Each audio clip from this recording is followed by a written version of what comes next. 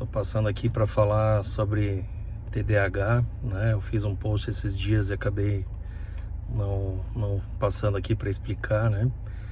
Então, TDAH é o transtorno do déficit de atenção e hiperatividade, né? Ele é um quadro que traz um prejuízo de desatenção, né? Dificuldade de foco, de atenção, é um prejuízo da cognição e não da inteligência, né? A criança não tem prejuízos de inteligência, de coeficiente de inteligência reduzido. É uma dificuldade de foco, de sustentação de foco, de memória, de fixação de memória, que a gente fala, cristalização da memória, que é o que faz a gente ter novos aprendizados, né? Então, de acordo com a intensidade, com as demandas que vão passando e vão acontecendo ao longo do tempo, cada ano que passa as demandas vão aumentando para qualquer pessoa, né? E para a criança não é diferente. Então, vão tendo demandas né, necessidade de aprendizado cada vez mais complexas, de interação cada vez maiores, e a criança desatenta vai passando desapercebido e ela não vai dando conta e vai, né, para quem não tem experiência e não entende, né, acaba rotulando muitas vezes essa criança de preguiçosa, que não quer saber de nada, que não, né, demanda um esforço muito grande da criança para dar conta de sustentar atenção e foco. E se a criança tem acompanhado a hiperatividade, que é comum, aí essa desatenção é muito maior, né? E isso não tratado ao longo do tempo, no passar dos anos, a gente vai tendo outros prejuízos. A gente sempre fala que uma avaliação, né, de um prejuízo desses pontual, a gente tem que identificar o que vem acontecendo e os prejuízos que já estão acontecendo até agora, mas tem que projetar futuro, tem que entender o que está por vir, né?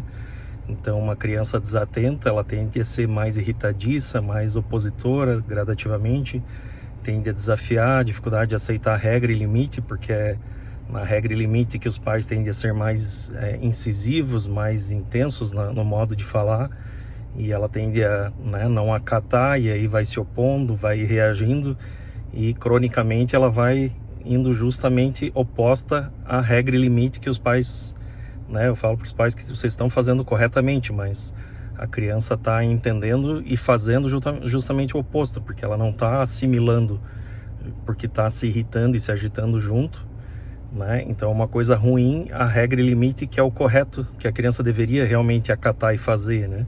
Isso vai cronicamente levando a alterações de comportamento, de conduta, criança mente com frequência, né? Então, isso cronicamente não identificado, não tratado, a gente vai tendo outros problemas bem mais sérios para a adolescência, né? Que aí transtornos de personalidade da adolescência para a vida adulta. Então, é um fator bem importante que precisa de ser identificado e tratado, né? Em casos, quando a gente observar, tem que ser feito, né? Lembrar das meninas, que muitas vezes, né, grande parte não tem acompanhado a hiperatividade, que é um caso que traz mais demanda e acaba fazendo os pais buscarem ajuda antes, porque na escola, né, já traz mais demandas. Então a hiperatividade, que é mais comum nos meninos, né, já traz alterações comportamentais mais cedo, então já faz os pais buscarem ajuda antes, né? Então a desatenção nas meninas acontece muitas vezes sem acompanhar a hiperatividade e acaba desapercebido, né? Muitas vezes a criança vai tendo essa desatenção e a consequência disso, né, dificuldade de interação, porque a criança não sustenta o foco e a atenção numa conversa, numa comunicação, numa brincadeira, e vai acabando tendo um isolamento, vai por ter esse rendimento prejudicado, vai tendo percepção de que não é bom o suficiente, que não dá conta, que não é inteligente, e aí vai tendo percepções reduzidas de planos para o futuro, né? Não dá conta, né? Eu quero fazer uma coisa que é mais complexa, não vou fazer porque eu não vou dar conta, eu já não consigo fazer hoje. Então, são coisas para entender a importância de se identificar e tratar realmente e acompanhar, né? Acompanhamento psicológico junto, psicoterápico, né?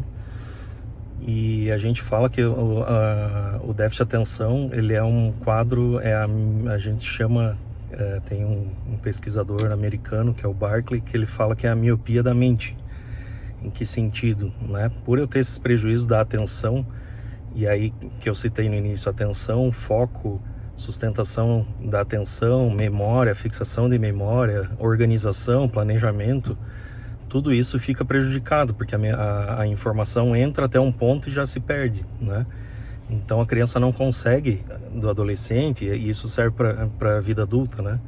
Ele não consegue, por ele não estar dando conta do hoje, do agora, pela desatenção, ele não consegue se organizar, planejar e desenvolver e desempenhar as coisas que tenha um planejamento para o futuro, né? Então a gente fala que é a miopia da mente porque, né, inclusive atividades que a criança tem necessidade de resolver, que estão organizadas lá na frente, a criança vai procrastinando, vai deixando, não resolve as coisas e acaba que ela tem que lidar com a iminência, que é a informação, né, o compromisso, não sei, chega em cima da hora e aí tem que sair resolvendo e fazendo de qualquer jeito, se conseguir fazer, dependendo, né, das habilidades que a criança tenha. Então a gente fala que é uma dificuldade de intenção, não é de inteligência, né? É intenção porque a função executiva do cérebro fica prejudicada.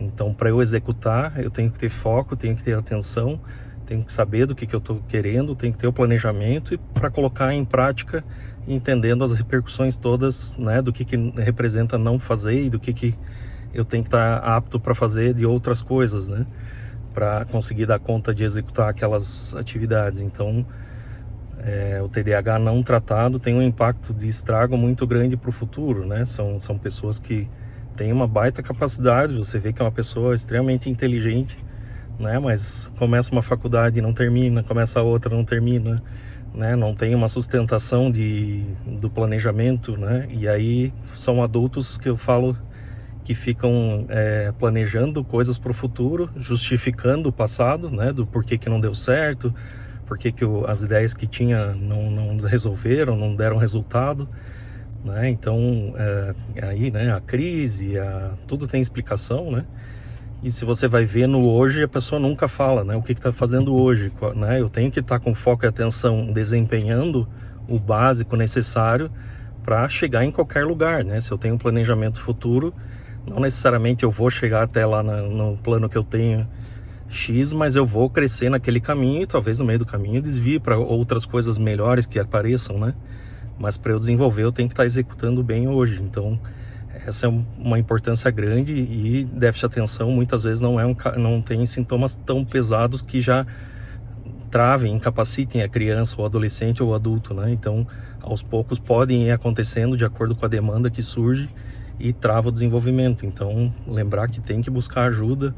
Se você está enxergando, né, vendo isso tudo que eu estou explicando, está se identificando, busca um psiquiatra, busca alguém qualificado para avaliar, para identificar, tratar, busca acompanhamento psicológico, né? O